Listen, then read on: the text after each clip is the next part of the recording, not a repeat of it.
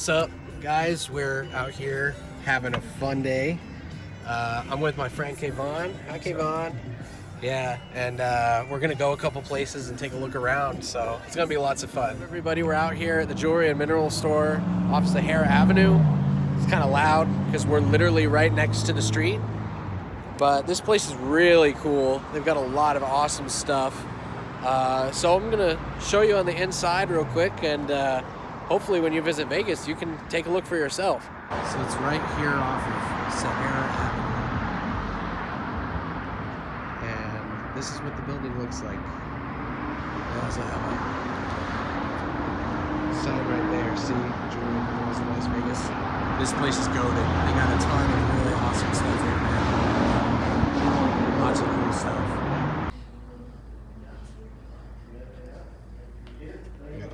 Really amazing stuff here. I mean, like, beautiful stuff like that. Some really gorgeous amethyst pieces too. And reasonably priced. That right there is only $19. It's a small little one for $3. There's one for $3. 7, 5. Yeah, not bad on the pricing. Some really nice looking celestite, fluorite, blue kyanite, and these ones are reasonably priced as well. Lots of really cool stuff. Look at that. Just huge crystals, man.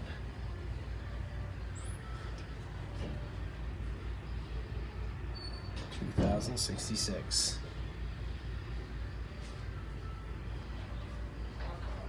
They have everything from reasonably priced stuff to very expensive pieces here. Hello, thank you. Beautiful. Mica. Anhydrite. Some more mica. And smaller pieces of mica right here. More amethyst. Look at that. So cool. It looks just so otherworldly. Titanium clusters. So freaking cool. Well, that's not a bad price for that one. 21. Same here, 17, 27. And these ones are really cool. Halite. Man, some really cool stuff.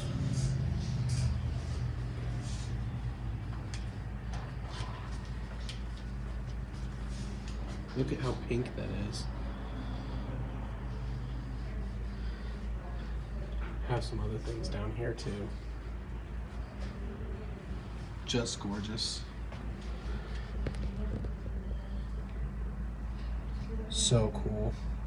I mean, look at the detail in those crystals. But this was the real reason why I came. See that apatite over there? Apatite's a really beautiful blue stone, commonly comes from Madagascar. Watch what happens when I put my little Geiger counter up to it. Well, it's not really a Geiger counter, but it's kind of a scintillator. It's a scintillator, but yeah. So apatite most often contains trace amounts of thorium-232, so has a primordial isotope in there, and that's what gives it its radioactivity. Nothing that could ever hurt you. You'd have to be around it for pretty much your entire life 24/7 in order for it to do anything, but little do people know that it's radioactive. Really freaking cool. You can own your own piece of thorium rock. Well, it's not straight up thorium, but you get the point. So I would love to get this one.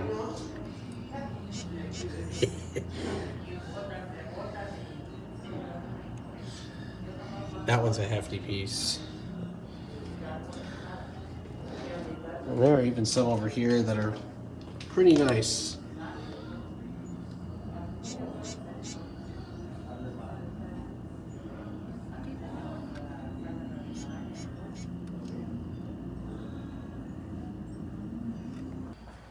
They have some pretty things over here. Oh, looks like a couple of apatite stones are hiding in there. Yep.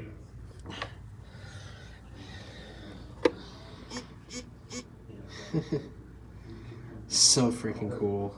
They have some really awesome stuff out here too, if you take a look. Look at that citrine in the background. Really crazy. And then I think this is a mammoth skull. Pretty awesome. Yeah, they got a lot of cool stuff. Okay, if I could have a Toyota, it would be probably that one. A RAV4 would be really freaking sick to own. So, because RAV4s are great cars. You should get the newer version. It's more fuel efficient. Yeah, but the older one's more like off-roadish. You know what I mean? I see. And I want to go off-road. That's what I want to do. All right, guys, so our next stop here is at Battlefield Vegas, and the reason why we're here specifically is not just to look around.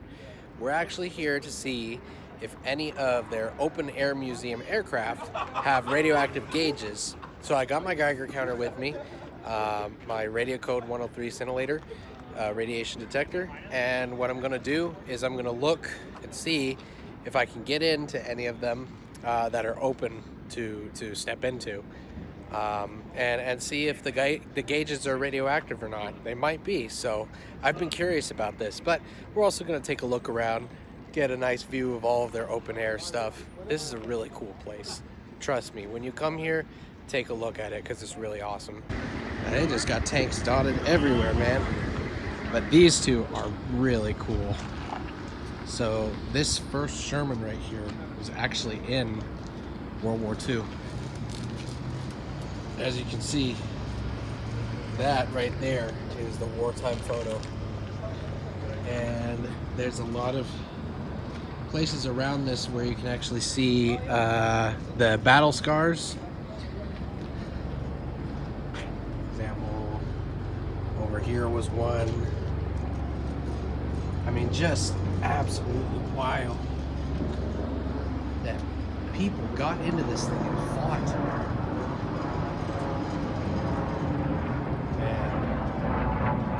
Yeah, they also have, these are the original signatures of some of the men who fought in this tank. So really amazing that it's still functioning. It got hit in the transmission, which is up in the front. That damaged it pretty bad. But then I have not seen this one. Apparently this is a Sherman from Israel. Huh.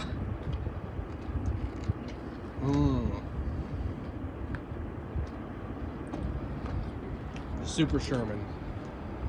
Oh yeah. This is freaking awesome. So cool. They have a lot of cool stuff here. But this is new. I have not seen this before. Just look at the size of those wheels. Yeah, almost fell over. So freaking cool. So yeah, apparently this is an Israeli example of a Super Sherman. Really freaking awesome, man. Bro, I didn't expect them to have this here. I play a lot of World of Tanks. The freaking BMP-1.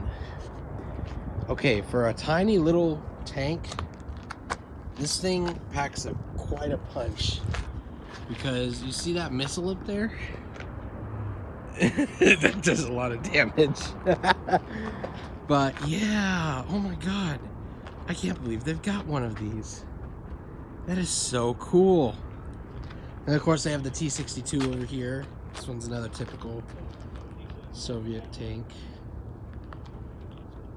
Really cool. Imagine this staring you down. This thing is huge.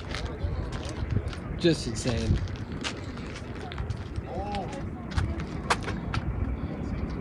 Crazy, man. The size of this is just gargantuan. Giant monster. Alright, so right in front of me is a UH-1C Hume. Now this helicopter was designed in 1960, but it was produced later on in the 60s. So the question that I have is, I wonder if the gauge is radioactive. So let's see. I'm gonna take a look. Because there might still be. Oh, what do you know? Look at that. So if you actually see it in there, they've replaced a lot of the gauges. They don't have the original gauges in there. Those are paper. That would make sense because they probably were radioactive. So, yep. A lot of the gauges are replaced. Huh. Okay, well that answers that question. What is this? I don't know which one this is.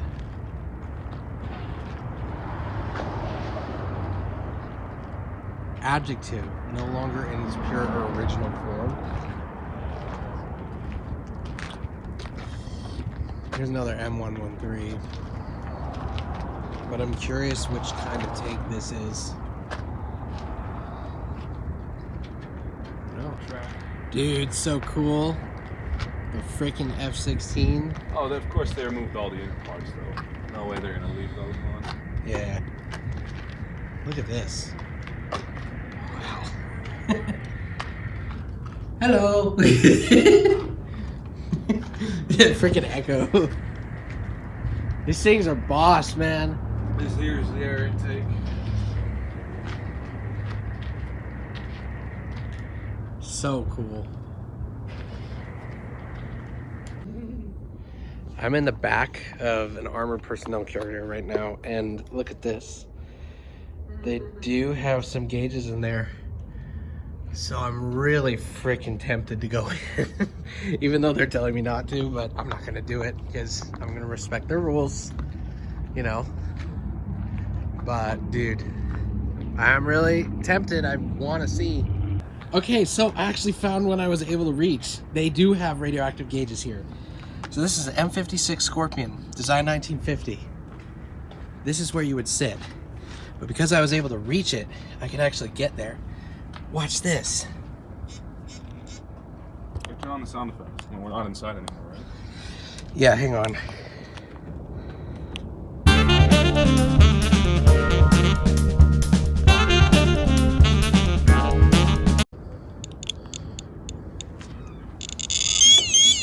Oh, holy cow.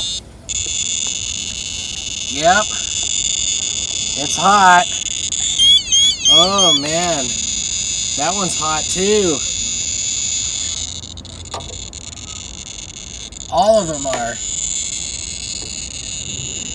How much dose do you get from this?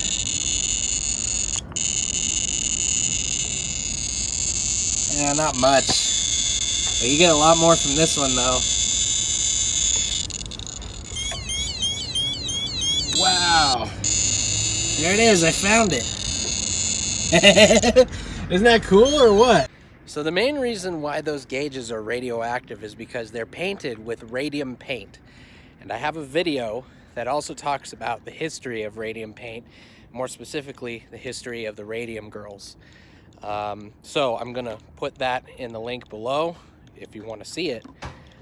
But those dials were painted with radium for the sole purpose of allowing soldiers to see in the middle of the night, because they would glow on their own due to a phenomenon called radioluminescence.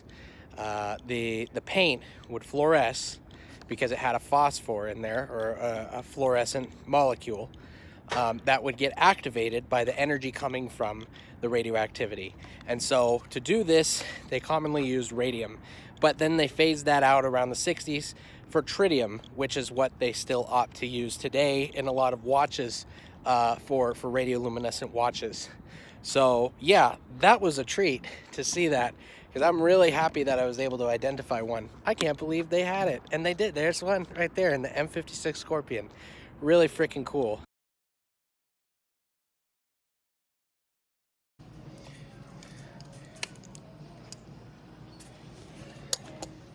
It's a skull. Wait. I always love trolling that thing. What the hell? Oh no, it's live.